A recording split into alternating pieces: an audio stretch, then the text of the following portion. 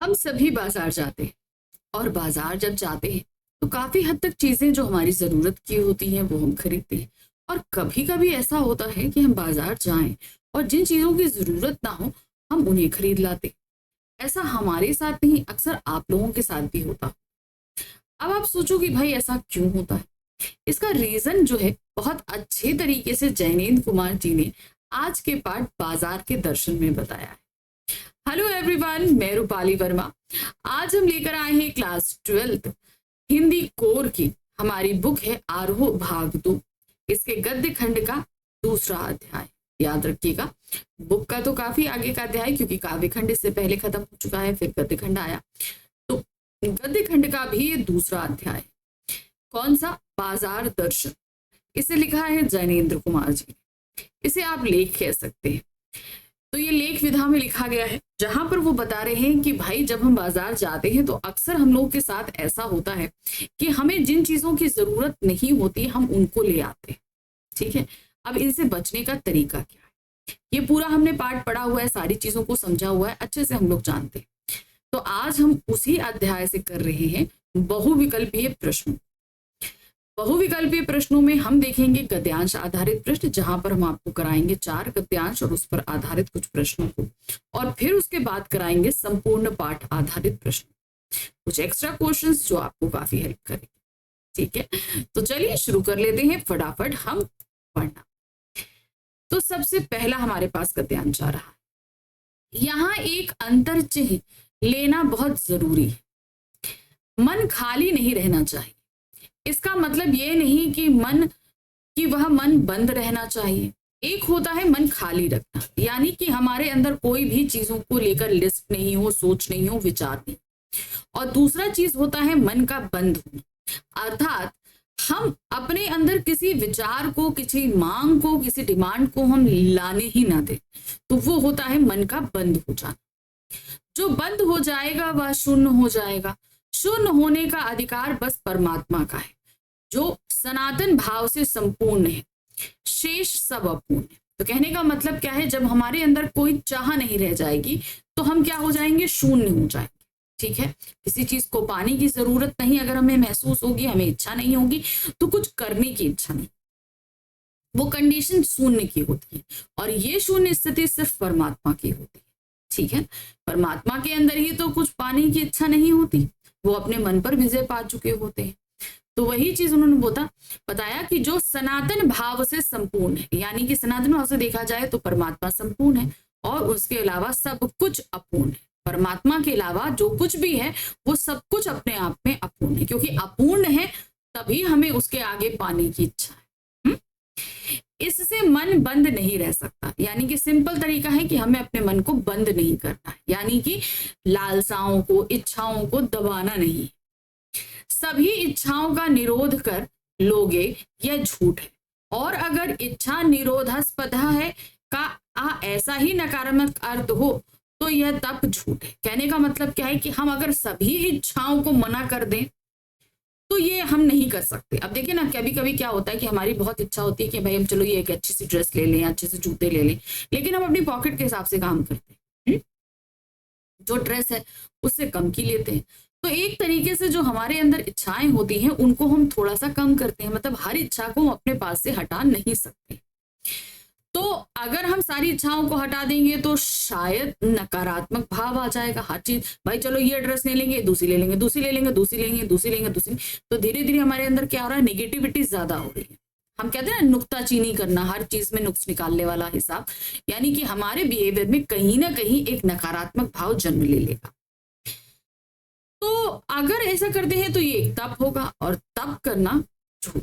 ठीक है, हम तप नहीं कर रहे हैं। अब ये बोलो कि हम तप कर रहे हैं, हम सारी चीजों को नकार रहे हैं, तो ये तप नहीं है, ये तप नहीं, ये झूठ होगा। वैसे तो तप की राह रेगिस्तान को जाती होगी, मोक्ष की राह वह नहीं है। ठीक है, तप की राह रेगिस्तान मतलब दुरूह जगह पर जाती है, यानी कि जब हम तप करते हैं तो वो रास्ते हमें और दुर्गम जगहों पर लेकर जाते हैं। ठीक है, मोक्ष उससे नहीं मिलता।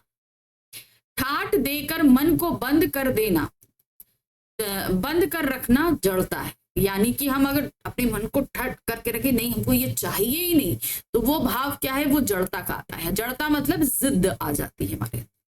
लोभ का यह जीतना नहीं है कि जहां लोभ होता है यानी मन में, वहां नकार हो। यानी कि जहां हमारे अंदर लालच होगा वहां मन में नकार नहीं हो सकता। यह तो लोभ की ही जीत है और आदमी की हार। आंख अपनी फोड़ डाली तब लोभनीय के दर्शन से बचे तो क्या हुआ। कहने का मतलब क्या है कि हमारे मन में तो लोभ है, लेकिन लोभ किसके जरिए हमारे मन में पहुंच रहा है, हमारी आंख के जरिए पहुंच रहा है। हम ये कहें कि भाई हम आंख बंद कर लें, हम आंख फोड़ लें, तो हमारे अंदर क्या लालच नहीं बचेगा? ये तो सही बात नहीं है। लालच तो अपनी जगह मन में है, लेकिन पहुंचता आंख के जरिए है। अगर हम आंख का जरिया बंद करेंगे तो वो कान के जरिए जाएगा, कान बंद हो जाएगा तो जबान के जरिए जाएगा। किसी ना किसी तरह का लोभ तो बना ही रहेगा ना। ऐसा क्या लोभ मिट जाएगा? और कौन कहता है कि आंख फूटने पर रूप दिखना बंद हो जाएगा? क्या आंख बंद करके भी हम सपने नहीं देख लेते? तो सीधे सीधे उनका मतलब है कि भाई आंख फूटने से क्या मन की इच्छाएं बंद हो जाती है? भाई आंख बंद होने से क्या होता है कि हम सपने नहीं देखते। सपने हम कब देखते हैं? जब हम सो रहे होते हैं, आंखें बंद करके तो सपने देखते हैं ना। तो लोभ आंख बंद कर देने से या फोड़ देने से नहीं जाता है। और वे सपने क्या चैन भंग नहीं करते हैं? जब हमें सपने आते हैं तो हमें वो चीज पाने की चाहत होती है और वो कहीं ना कहीं हमारे चैन को मिटा देती है। इससे मन को बंद कर डालने की कोशिश तो अच्छी नहीं है। यानी कि मन को हमें किसी तरीके से बंद नहीं करना, वह अकारत है। यह तो हट वाला योग है। शायद हट ही हट है, योग नहीं है। यानी कि जिद ही जिद है, इसको हम योग नहीं कहेंगे। ठीक है। इससे मन क्रश भले हो जाए पर पीला और अशक्त जैसे विद्वान का ज्ञान है। कहने का तात्पर्य क्या है कि मन को हम भले दबा लेते हैं, मन को हम भले दबा ले जाएं कि भाई हमें ये चीजें नहीं चाहिए, हमको ये चीज नहीं इच्छा लेने की, तो ये क्या करेगा? पीला और अशक्त, यानी कि कहते हैं ना कोई चीज फेड हो जाती है, तो वो लोभ थोड़ी देर के लिए तो फेडेड होगा, यानी कि रुकेगा, लेकिन हमेशा के लिए नहीं जाता। ऐसा विद्वानों का कहना है। वह मुक्त ऐसे नहीं होता। हम अपने लोभ से इस तरीके से मुक्त नहीं होते कि अपने मन को हम थोड़ी देर के लिए फेड कर ले, रुक जाए। इससे वह व्यापक ही जगह संकीर्ण और विराट की जगह क्षुद्र हो जाएगा। तो समझ में आया? ये क्या है ना, जो लोभ हमारे ऊपर हावी होता है वो थोड़ा सा कम होता है, बहुत बड़ा हो तो छोटा हो जाएगा, लेकिन खत्म नहीं होता है। इसीलिए उसका रोम रोम मूंद कर बंद तो मन को करना नहीं चाहिए। यानी कि हम पूरी तरीके से किसी चीज से अपने मन को हटा ले, ऐसा संभव नहीं है। वह मन पूर्ण कब है? तो अब बताइए मन पूर्ण कब है? हम में पूर्णता होती तो परमात्मा से अभिन्न हम महाशून्य ही ना हो जाते। अगर हमारे अंदर पूर्णता, मतलब कहने का मतलब है कि पूर्णता होती कि नहीं ठीक है, हम अपने अंदर की इच्छाओं को भी दबा लें, हम सब कुछ कर लें, तो हम तो परमात्मा बन गए होते ना। हम क्या होते? हम तो परमात्मा बन गए होते, पर हम परमात्मा नहीं है। क्यों? क्योंकि हम अपूर्ण है। अपूर्ण का तात्पर्य यह है कि हमारे अंदर की इच्छा, जो एक लिप्सा होती है पाने की, हर चीज को, कोई भी, जैसे किसी को होता है खाने की है तो वो हर तरीके का फूड खा लेना चाहता है, किसी को कपड़ों की बहुत है तो कपड़े ले लेता है, किसी को जूते की तो जूते ले लेता है। तो वो लिप्सा हमें कहीं ना कहीं अपूर्ण रखती, क्योंकि कहते हैं ना प्यास कभी बुझती नहीं। आज आपको लग रहा है कि हम ये ड्रेस ले लें, आप ले लोगे, फिर 4 दिन बाद आपको लगेगा नहीं दूसरी ड्रेस ले लें, फिर 4 दिन लगेगा, तो मतलब वो क्या है? वो हमारी अपूर्णता को बनाए रखता है। हमारे अंदर का लोभ हमें अपूर्ण बनाए रखता है। हम पूर्ण नहीं है। अगर हम पूर्ण होते, अपने अंदर के लोभ को मिटा देते, तो हम तो परमात्मा बन गए होते। इसी से हम है, मतलब अब हम इंसान तभी है जब हमारे अंदर लोभ बकाया है। अगर लोभ नहीं होता तो हम मनुष्य ना होते। सच्चा ज्ञान सदा इसी अपूर्णता के बोध को हम में गहरा करता है।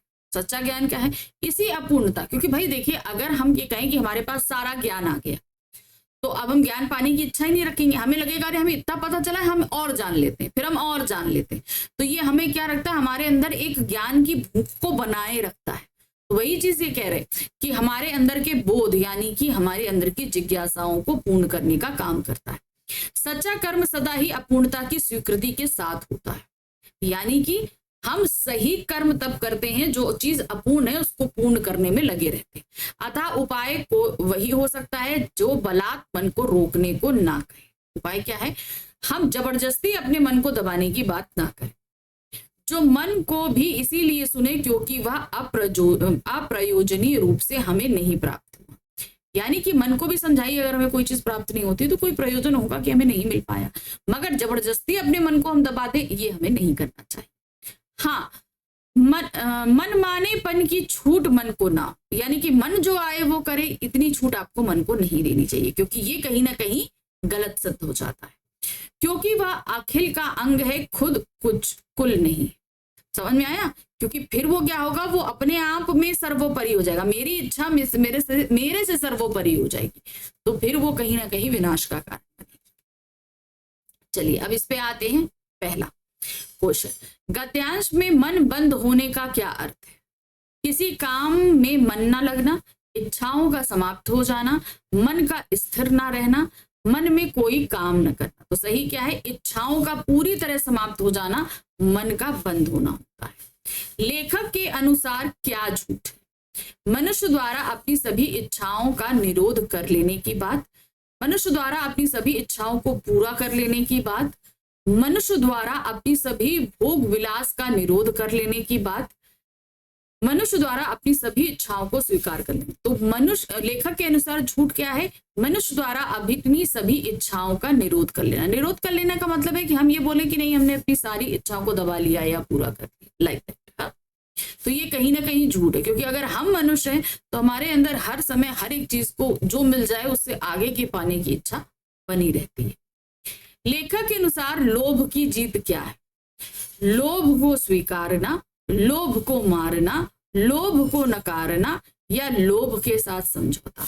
तो लेखक के अनुसार लोभ की जीत क्या है? कि लोभ को नकारा जाए, तभी लोभ की जीत होती है। समझ में आया? ऐसे नहीं होती है, क्योंकि अब ये हम कहें, आप बोलोगे कि लोभ को स्वीकारना या लोभ को मारना उसकी जीत होगा, नहीं। लेखक ने जैसा बताया कि अगर हम लोभ को नकारते हैं तभी लोभ की जीत होती है। जब हम नकारेंगे तो वो और इच्छा होगी उसको पाने की, तो वो हमारा लोभ बढ़ता जाएगा। नेक्स्ट आते हैं, परमात्मा व मनुष्य की प्रकृति में क्या अंतर है? परमात्मा संपूर्ण है परंतु मनुष्य अपूर्ण है, बिल्कुल सही है। परमात्मा शून्य होने का अधिकार रखता है परंतु मनुष्य में इच्छा बनी रहती है, ये भी सही है। तो हम यहाँ पर लगाएंगे नंबर जहां पर 4, जहां पर नंबर 1 और 2 दोनों सही है, नंबर 4। गद्यांश में हठ योग का क्या प्रभाव होता है? जहां पर पानी की जिद हो। हठ योग से मन कमजोर हो जाता है, हठ योग से मन पीला और अशक्त हो जाता है, हठ योग से मन संकीर्ण हो जाता है। उपरोक्त सभी, तो यही होता है। हठ योग का मतलब जिद करने से, हठ योग का मतलब जिद से। अगर हम जिद करते हैं तो ये सारी चीजें कहीं ना कहीं होती है। चलिए अब हम आ गए गद्यांश संख्या 2 पर। यहाँ क्या दिया है? बाजार में एक जादू है, वह जादू आंख की राह काम करता है। अब क्या होता है, सामने बाजार बहुत सजा है, सुंदर है, आकर्षक है, तो हमारा मन करता है, तो ये कहाँ जा रहा है? आंखों के जरिए ये लोभ काम कर रहा है ना। वह रूप का जादू है, जैसे चुंबक का जादू लोहे पर ही चलता है वैसे ही इस जादू की भी मर्यादा है। ठीक है, अब चुंबक का जादू कैसे चलता है? लोहे पर। अगर हम स्टील पे लगा दें या प्लास्टिक पे लगा दें तो चुंबक काम करता है? नहीं करता है। चुंबक कहाँ काम करता है? लोहे पे काम करता है। उसी तरीके से बाजार के जो जादू है इसकी भी अपनी एक मर्यादा है। वो मर्यादा क्या है? जेब भरी हो और मन खाली हो, ऐसी हालत में जादू का असर खूब होता है। कहने का मतलब जेब में पैसा हो और मन में डिसाइड ना किया हो कि हमें क्या लेना है, तब ये जादू क्या है? सर चढ़कर बोलता है। जेब खाली पर मन भरा ना हो तो भी जादू चल जाएगा। कहने का मतलब क्या है? जेब खाली है और मन में तब भी हमने कुछ नहीं सोचा है, तो उस कंडीशन में भी ये जादू चल जाता है। हम किसी से मांग कर चीजें खरीद लेते हैं, हम उधार लेकर खरीद लेते हैं, पर अगर हमें चीज अच्छी लगी और हम उस जादू में फंस गए तो मतलब वो जादू तब भी चल सकता है। मन खाली है तो बाजार की अनेकानेक चीजों का निमंत्रण उस तक पहुंच जाएगा। कहने का मतलब क्या है? अगर मन खाली है, कहने का तात्पर्य है कि हम बाजार जाएं और हमने डिसाइड ना किया हो कि हमें बाजार से लेना क्या है, तो उस कंडीशन में 100% ये है कि भाई बाजार का जादू हम पर चलेगा। यानी कि हम वो चीजों को खरीदने पर आतुर हो जाएंगे जिनकी हमें आवश्यकता नहीं होती। कहीं उस वक्त जेब भरी हो तब तो फिर वह मन किसकी मानने वाला। और मान लो हम बाजार गए और हमारे मन में कुछ भी नहीं है, लिस्ट हमने सोची ही नहीं हमें क्या लेना है, बाजार पहुंच जाएं और उस समय हमारी जेब में पैसा हो, तो फिर वो मन किसी की नहीं सुनता, तब तो वो अनाप शनाप शॉपिंग करता है। मालूम होता है यह भी ले ले वह भी ले ले, सभी सामान जरूरी है और आराम को बढ़ाने वाला मालूम होता। हमें लगता है कि अरे मेरे पास ये नहीं है, मुझे ये होना चाहिए, होना चाहिए, वो होना चाहिए, तो हर चीज हमारी जरूरत की मालूम हमें पड़ने लगती है। पर यह सब जादू का असर है, मतलब वो आकर्षण जो हम बाजार में फंसते हैं। जादू की सवारी उतरी कि पता चला कि पैसे चीजों की बहुतायत आराम में मदद नहीं देती बल्कि खलल ही डालती। अब क्या हुआ, बाजार से हम बहुत सारा सामान खरीद लाए, खरीद लेने के बाद हम घर पहुंचे, घर पहुंचने के बाद अब तो हम बाजार से घर आ चुके हैं। अब हमारे सर से बाजार का जादू उतर चुका है, क्योंकि जेब हमने पूरी खाली कर दी, सामान खरीद लिया और अब हम बाजार से निकलकर घर आ चुके हैं। अब घर में जब वो सामान देखा तो हमने कहा अरे मुझे तो उसकी जरूरत ही नहीं थी, मैंने क्यों ले लिया, इतने पैसे बर्बाद कर दिए, वो क्यों ले लिया। अब क्या है, वो सामान जो उस समय हम जादू में फंसकर ले रहे थे, अब वो हमें आराम नहीं दे रहा, सुख नहीं दे रहा, वो जबकि हमें क्या कर रहा है, बहुत तकलीफ दे रहा है, हमारे आराम में खलल डाल रहा है, क्योंकि हमें लग रहा है हमने पैसे तो बर्बाद कर दिए।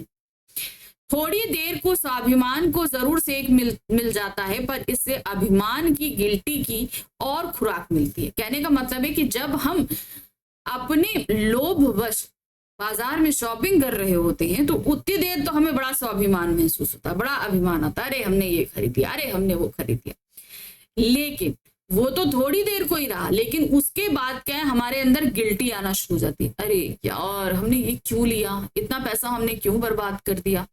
वो गिल्टी हमारे पास ज्यादा समय तक रहती।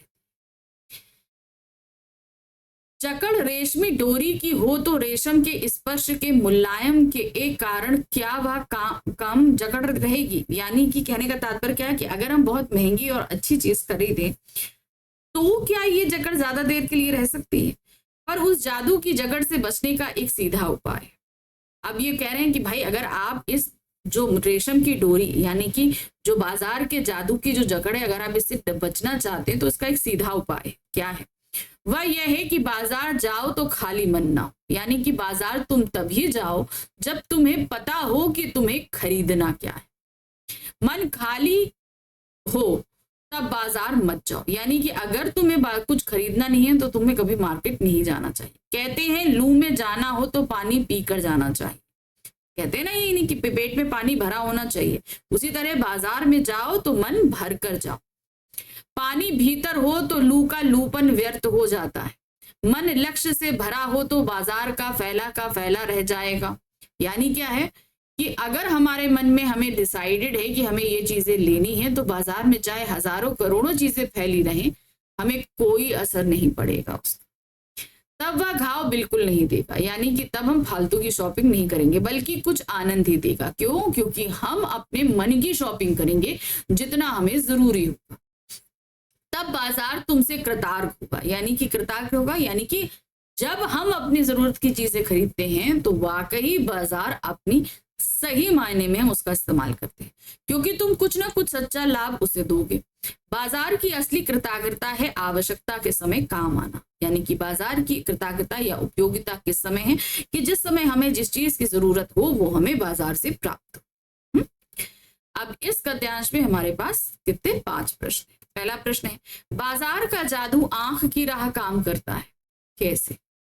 ऑप्शन देखिए, बाजार में सजी सुंदर वस्तुओं को हम आंखों से देखते हैं और उनकी सुंदरता आकृष्ट होकर आवश्यकता ना होने पर उन्हें खरीद लेते हैं।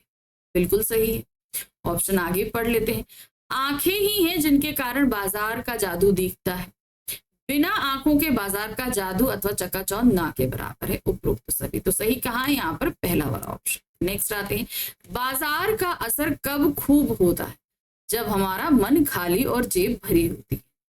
जब जेब खाली हो और मन खाली हो, जब जेब खाली हो मन भरा हो, जब जेब भरी हो और मन खाली हो। तो सही ऑप्शन नंबर 3। जादू की सवारी के उतरने पर क्या पता चलता है? क्या पता चलता है कि अरे भाई ये सारा सामान तो बेकार। तब वो हमारे आराम में खलल डालने लगता है। यही बात थी ना, फैंसी चीजों की बहुतायत आराम में मदद नहीं बल्कि खलल ही डालती है। तो हम यहाँ पर सही लगाएंगे। थोड़ी देर को स्वाभिमान को सेक जरूर मिलता है, नहीं। अभिमान को गिल्टी की खुराक मिलती है, नहीं। तो सही क्या है, फैंसी चीजों की बहुतायत आराम में मदद नहीं देती बल्कि खलल डालती है। जब सवारी उतरती है तो हमें लगता है कि अरे ये सारी चीजें तो हमारी जरूरत की नहीं थी, फालतू की खरीद ली। बाजार के जादू की जकड़ से बचने का सीधा उपाय क्या है? जब बाजार जाओ तो मन भरा होना चाहिए, मन खाली हो तब बाजार ना जाओ। सही है ना? जब मन खाली हो, यानी कि मन में अगर कोई भी लिस्ट नहीं है, तो आप बाजार के जादू से बचना चाहते हैं तो बाजार मत जाइए। बाजार की असली कृतज्ञता क्या है? हमारी आवश्यकता पूरी करना, आवश्यकता के समय काम ना आना, आवश्यकता के समय काम आना, सुविधा के समय काम आना या परेशानी के समय काम आना। तो सही क्या है? आवश्यकता के समय काम आना। चलिए अब हम आ गए गद्यांश संख्या 3 पे, इनको देखते हैं। उनका आश्रय था कि यह पत्नी की महिमा है, उस महिमा का मैं कायल हूं। आदि काल में इस विषय में पति से पत्नी की ही प्रमुखता प्रमाणित है। कहने का मतलब क्या है? जब क्या हुआ, हमारे लेखक के एक मित्र वो गए बाजार गए और जब लौटे तो उनके हाथ में बहुत सारे थैले थे और उनका मनी बैग पूरी तरीके से खाली था, यानी कि बटुआ पूरा खाली था, यहाँ तक कि वापस जाने तक के उनके पास पैसे नहीं थे। तो उन्होंने ये सारा दोष किसको दिया? अपनी पत्नी को, कि भाई ये पत्नी की महिमा है। इस विषय में पत्नी की मतलब अब उन्होंने बताया कि इस बात से ये जाहिर होता है कि आदि काल में, यानी कि बहुत समय से पहले जो है, पत्नियां ही प्रमुख रूप में सारे फैसले किया करती थी। और ये व्यक्तित्व का प्रश्न नहीं, स्त्रीत्व का प्रश्न है, यानी कि स्त्री को महत्व को समझाता है। स्त्री माया ना जोड़े तो क्या मैं जोड़ू? कहने का मतलब क्या है? स्त्री अगर पैसे ना जोड़े तो कौन जोड़े? फिर भी सच सच है, और वह यह है कि इस बात में पत्नी की ओट ली जाती है, यानी कि ज्यादा खर्चा करना, अगर मान लीजिए पुरुष भी ज्यादा खर्चा करता है तो भी वो कहते हैं कि भाई पत्नी ने खर्चा करा दिया। ठीक है, क्यों? क्योंकि भाई इसमें पति सीधे सीधे उनके पीछे छिपके अपने आप को निर्दोष साबित करने की कोशिश करते हैं। मूल में एक और तत्व की महिमा सविशेष है, वह तत्व है मनी बैग, अर्थात पैसे की गर्मी या एनर्जी। अब मान लीजिए कि पैसा ही नहीं होगा तो पत्नी क्या खर्च करेगी? तो पहला तत्व तो आपने बता दिया कि पत्नी है, पत्नी की वजह से खर्च हो गया। दूसरा तत्व है मनी बैग, यानी कि पैसा। पैसा पावर है, जाहिर सी बात है, आज के समय में तो पैसा पावर ही है। पर उसके सबूत में आसपास माल टाल ना जमा हो तो क्या वह खाक पावर है? यानी कि अगर पैसे के बल पे हमने बहुत सारा सामान ना खरीदा तो क्या वो खाक पावर है? पैसे को देखने के लिए बैंक हिसाब देखिए, पर माल आसाब मकान कोठी तो अनदेखे ही देखते हैं। अब मेरे पास पैसा है, इसके लिए कोई मेरा अकाउंट तो खोल के नहीं देखेगा ना ही मैं किसी को दिखाऊंगी। अब मेरा पैसा है, ये दूसरे को कैसे दिखेगा? मेरा रहन सहन, घर मकान, गाड़ी, ये सारी चीजें बताती हैं कि भाई मेरे पास पैसा है। पैसे की इस परचेसिंग पावर के प्रयोग में ही पावर का रस है, यानी कि अब पैसे में क्या है? हमें हर एक चीज खरीद लेने की पावर है, और यही सही मायने में क्या होती है? असली पावर। लेकिन नहीं, हम लोग सोचते हैं कि भाई यही असली पावर है, लेकिन ऐसा नहीं। लोग संयमी भी होते हैं, बहुत सारे लोग ऐसे होते हैं, बहुत अमीर होते हैं, बहुत पैसा होता है, लेकिन उनके पास ये सारी चीजें नहीं होती। ठीक है, वे फिजूल सामान को फिजूल समझते हैं, वे पैसे बहाते नहीं और बुद्धिमान होते हैं। यानी उनका मतलब क्या होता है? वो भविष्य के लिए पैसे सिक्योर करने रख जाते हैं, वो फालतू में पैसों को खर्च करना नहीं चाहते। बुद्धि और संयम पूर्वक वे पैसे को जोड़ते जाते हैं। वे पैसे को की पावर को इतना निश्चय समझते हैं कि इसके प्रयोग की परीक्षा उन्हें दरकार नहीं, यानी कि इसके प्रयोग से मेरे पास पावर आएगी, वो इस चीज की जरूरत नहीं समझते। वो कहते पैसा इकट्ठा है, यही पावर है। बस खुद पैसे से भरा होने पर उनका मन गर्व से भरा फूला रहता है। मतलब ये नहीं है कि हम बहुत अच्छा सा घर लें, गाड़ी लें, उनके पास उनके बैंक में इतना पैसा है, ये बात उनके लिए इतनी ज्यादा अपने आप में ही गर्व महसूस करा देती है। बहुत सारे लोग ऐसे होते हैं, बड़ा घर बनवा लिया, गाड़ी है, बढ़िया बढ़िया कपड़े पहन रहे, सब कुछ है, करोड़ों का उधार है। नहीं, बहुत सारे लोग ऐसे होते हैं कि बैंक बैलेंस करोड़ों में है, लेकिन रहते साधारण से घर में है, चलते टू व्हीलर से हैं। तो ऐसे संयमी लोग भी होते हैं। अब इस पर 5 प्रश्न है। गद्यानुसार माया कौन जोड़ता है? किसको बताया गया? स्त्री जोड़ती है। माया अर्थात पैसे को कौन जोड़ने का काम करता है? स्त्री जोड़ करती है। सामान्य लोग अपनी पैसे की पावर का प्रदर्शन किस तरीके से करते हैं? अपने आसपास माल टाल कोठी मकान खड़ा करके। तो सही हम क्या लगाएंगे? नंबर 1। गद्यानुसार पावर क्या है? पैसा। क्या होता है? पैसा ही पावर होता है। संयमी व्यक्ति क्या करता है? वो फालतू के पैसे खर्च नहीं करता है ना। परचेजिंग पावर के नाम पर अपनी शान नहीं दिखाते। बिल्कुल सही, मतलब चीजों को खरीदने में अपने पैसे को वेस्ट नहीं करते। वे धन को जोड़कर बुद्धि और संयम से अपनी पावर बनाते हैं। ये भी सही है। प्रसन्न रहते हैं और फिजूल खर्च नहीं करते, फालतू का खर्च करके धड़क नहीं लेते। तो सही क्या है? उपरोक्त सब। संयमी व्यक्ति खुद पैसे से भरा होने पर भी उनका मन किससे भरा फूला रहता है? गर्व से। किससे? गर्व से, कि भाई हमारे पास, हमने इतना फालतू खर्च नहीं किया, हमारे पास बैंक बैलेंस तो है। तो वो गर्व उनके अंदर बना रहता है। चलिए अब हम आगे गद्यांश संख्या 4 पे। यहाँ क्या दिया है? पड़ोस में एक महानुभाव रहते हैं जिनको लोग भगत जी कहते हैं। तो उन्होंने अब अपने पड़ोसी की एक चीज हमको बताने की कोशिश करी है जो उनके बगल में रहते हैं। क्या कह रहे हैं? देखिए, पड़ोस में एक महानुभाव रहते हैं जिनको लोग भगत जी कहते हैं। चूरन बेचते हैं। क्या करते हैं? चूरन बेचते हैं। ये काम करते जाने उन्हें कितने बरस हो गए, मतलब चूरन बेचने का काम करते करते उन्हें ना जाने कितने साल हो गए, लेकिन किसी एक भी दिन चूरन से उन्होंने 6 आने से ज्यादा पैसे नहीं कमाए। अब इसका रीजन क्या था? कि भाई वो चूरन बनाते थे, उनका चूरन अच्छा भी होता था, लोगों की भीड़ लगती थी उसे लेने के लिए, लेकिन उनका अपना एक नियम था। वो चूरन बेचते थे, बस आज के दिन 6 आने इकट्ठा हो गए, उन्होंने उसके आगे सेल करना बंद कर दिया और जितना चूरन बचा उसे फ्री में बांट दिया। तो मतलब पर डे वो 6 आने से ज्यादा नहीं कमाते थे। चूरन उनका आसपास सरनाम है और खुद खूब लोकप्रिय हैं।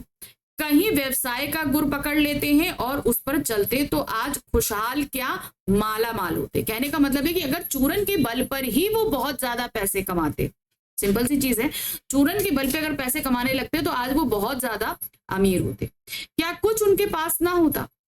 इधर 10 वर्षों से मैं देख रहा हूं, यानी कि पिछले 10 वर्षों से लेकर खुद देख रहे हैं, उनका चूरन हाथों हाथ बिक जाता है। भाई बहुत अच्छा होता है इसलिए हाथों हाथ बिक जाता है, पर वह ना उसे थोक में देते हैं ना व्यापारियों को बेचते हैं। भाई व्यापारियों को बेच दो तो और ज्यादा प्रॉफिट हो, थोक में दे दो तो प्रॉफिट हो, लेकिन वो ऐसा कुछ नहीं करते।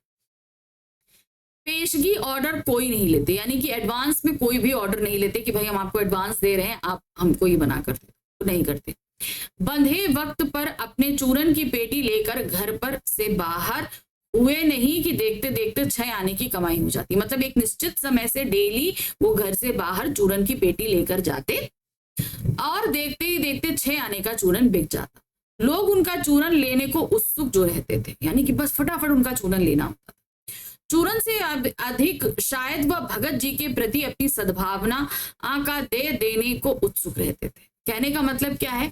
वो चूरन से कहीं ज्यादा भगत जी को मानते थे कि नहीं, भगत जी के लिए इतना कुछ हमें करना है, उसके लिए रहते थे। पर 6 आने पूरे हुए नहीं कि भगत जी बाकी चूरन बालकों को मुफ्त बांट देते थे। क्या करते थे? फ्री में बांट देते थे। कभी ऐसा नहीं हुआ कि कोई उन्हें 25वां पैसा भी दे सके, यानी कि सिर्फ 6 आने का ही करते थे, उसके आगे वो एक नया पैसा नहीं लेते थे। कभी चूरन में लापरवाही नहीं हुई और कभी रोग होता भी मैं उन्हें नहीं देखता। यानी कि कहने का मतलब है कि कभी वो 6 आने से ज्यादा की कमाई नहीं करते और ना ही वो इससे कम, मतलब ये सोचो कि उनके अंदर ये लालसा भी जागे कि मैं इससे ज्यादा कमा लूं, ऐसा भी नहीं होता था। अब आते हैं हम इस पे 5 प्रश्नों पर। पहला प्रश्न क्या है? प्रस्तुत गद्यांश किस पाठ से लिया गया है? देखिए, हमेशा मैं ये कहती हूँ कि पाठ का नाम पता होना चाहिए, तो कौन से पाठ से है ये? बाजार दर्शन से। नेक्स्ट आते हैं, चूरन बेचने वाले का स्वभाव कैसा था? वो संतोषी था। संतोषी क्यों कहेंगे हम? क्योंकि भाई 6 आने के बाद वो कमाई ही नहीं करते थे, सीधी सी बात। चूरन शीघ्र बिक जाने का क्या कारण था? तुरंत ही क्यों बिक जाता था? भाई चूरन अच्छा होता था, इसलिए चूरन की गुणवत्ता की वजह से, क्योंकि वो अच्छा होता था। नेक्स्ट आते हैं, चूरन खरीदने वालों की उत्सुकता का क्या कारण बताया गया? भाई वो इतना अच्छा था, इसका कारण क्या था? भगत जी के प्रति उनकी सद्भावना, क्योंकि वो जानते थे कि भगत जी अच्छी चीजों से चूरन को बना रहे हैं, मुझे इससे फायदा होगा। तो सही क्या है? नंबर 1, भगत जी की सद्भावना की वजह से। भगत जी सदैव किस नियम पर डटे रहते थे? कौन सा नियम है जिस पे डटे रहते थे? 6 आने से 1 पैसा ज्यादा वो नहीं बेचते थे। 6 आने हुए नहीं कि चूरन बेचना बंद, और जितना बचा उसे फ्री में बांट देते थे। इस पर वो डटे रहते थे। कम चूरन बेचना, बाजार का मोल भाव नहीं करना, 6 आने से अधिक का चूरन ना बेचना, यानी कि वो 6 आने से ज्यादा वो बेचते नहीं थे। देखिए अभी तक हमने देखा 4 गद्यांश और उस पर आधारित 5-5 प्रश्न। अब हम देखने जा रहे हैं पूरे पाठ पर आधारित प्रश्न, क्योंकि भाई गद्यांश तो हमने 4 लिए हैं लेकिन पाठ तो बहुत बड़ा है ना, तो कुछ प्रश्नों को यहाँ पर भी लेकर आए। देखिए क्या है, पाठ के अनुसार बाजार का काम क्या है? आवश्यकता के समय काम आना। ठीक है, तो सही क्या है, ग्राहकों को लूटना, ग्राहकों को सुविधा देना, ग्राहकों को आकर्षित करना या ग्राहकों की जेब खाली करना। तो पाठ के अनुसार बाजार का काम क्या होता है? ग्राहकों को सुविधा देना। सिंपल सी बात है भाई, बाजार का काम क्या है कि हमारी जरूरत की जो चीज है वो मुझे मिलनी चाहिए बाजार से, यही काम है। तो ग्राहकों को सुविधा प्रदान करना ही जो है वो बाजार का काम होता है। नेक्स्ट आते हैं, ग्राहकों पर बाजार के जादू का प्रभाव कब पड़ता है? जब हमारी जेब भरी और मन खाली। जब ग्राहक का मन खाली होता है, जब ग्राहक का मन भरा होता है, जब ग्राहक की जेब खाली होती है, या जब ग्राहक की जेब भरा होता है। तो सही क्या है? जब ग्राहक का मन खाली होता है। नेक्स्ट आते हैं, पाठ में बाजारूपन से क्या आशय है? बाजारूपन का मतलब क्या होता है? बाजार से आवश्यक वस्तुएं खरीदना, बाजार से सुविधाजनक वस्तुएं खरीदना, बाजार से अनावश्यक वस्तुएं खरीदना, या बाजार से आरामदायक वस्तुएं खरीदना। बाजारपन मतलब जिसकी हमें जरूरत नहीं वो सारी चीजें हम खरीद लाएं, तो वो कहलाता है बाजार का बाजारूपन। बाजार में सामान को किस तरह रखा जाता है? बहुत ही आकर्षित ढंग से, साफ सुथरा करके, सजा धजा के, चमक धमक के साथ, सही तरीके से सजा कर, आकर्षक तरीकों से, इधर उधर बिखरा कर, उथल पुथल करके। तो सही क्या है? सजा कर, आकर्षक तरीकों से। नेक्स्ट आते हैं, पाठ में बाजार के जादू की तुलना किससे की गई है? अब पाठ में ज्यादा बाजार की जादू की तुलना चुंबक से की गई है। किससे की गई थी? चुंबक से। तो सही क्या है? चुंबक के जादू से। तो नंबर 4 पे लगाएं। नेक्स्ट आते हैं, भगत जी किस प्रकार के व्यक्ति थे? संतोषी व्यक्ति थे। उनको सेटिस्फेक्शन था, यानी कि नहीं हमने 6 आने का बेच दिया, अब इसके आगे हमको जरूरत नहीं है, तो हम क्या लगाएंगे? संतोषी थे। भगत जी हर दिन केवल कितनी कमाई करते थे? 6 आने की, है ना? 6 आने से ज्यादा कमाई तो करते नहीं, तो क्या होगा? 6 आने की। लोभ से बचने का उपयुक्त तरीका क्या कौन सा है? कौन सा नहीं है? सॉरी, अच्छा यहाँ पर देखिए क्या है, लोभ से बचने का उपयुक्त तरीका क्या है? एकदम सही तरीका नहीं है। हठ योग, खाली मन, भरी जेब या संतुष्ट। तो जो नहीं है वो है हठ योग, यानी कि जिद। ये बिल्कुल बेकार है। लोभ से हम इसके जरिए नहीं बच सकते, क्योंकि अगर जिद होगा तो मतलब जहां लोभ है वहीं पे जिद होगा, ये इस चीज को मान के चलो। जड़ता क्या है? ठाठ देखकर मन को खाली करना, ठाठ देखकर मन को भर देना, ठाठ देखकर मन को बंद कर लेना, या ठाठ देखकर इच्छाओं को उजागर करना। तो क्या मतलब है? ठाठ देखकर मन को बंद करना, यानी कि किसी की ठाट बाट हो, बहुत अच्छे से रह रहा हो, बहुत अच्छे से खा पी रहा हो, पहन रहा हो, सब कुछ हो, और ये सब देखकर भी हम क्या करें? अपने मन को बंद कर ले। हमें लालच नहीं आए कि अरे नहीं यार उसको तो इतना बढ़िया घर है, इतना बढ़िया कपड़े पहनता है, हमारे अंदर लालच ना आए, तो वो कहलाता है क्या? जड़ता। मतलब हम अपनी मन बंद रखे, नहीं हमें किसी चीज का फर्क ही नहीं पड़ता। लेखक किन शब्दों के सूक्ष्म अंतर में नहीं पढ़ना चाहता?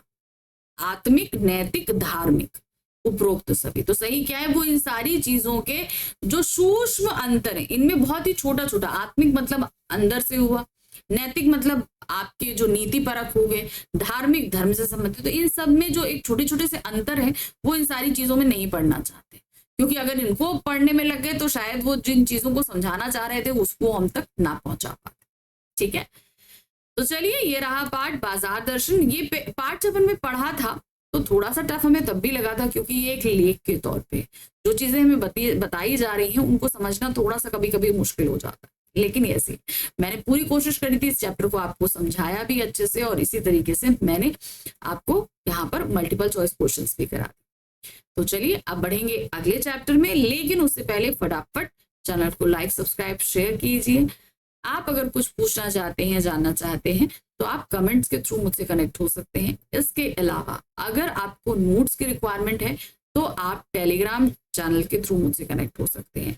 मुझे टेलीग्राम करिए, मैं आपको आपके नोट्स प्रोवाइड करा सकती हूँ। ठीक है, तो चलिए जल्दी ही मिलेंगे आगे फिर से। Thank you for watching, bye bye.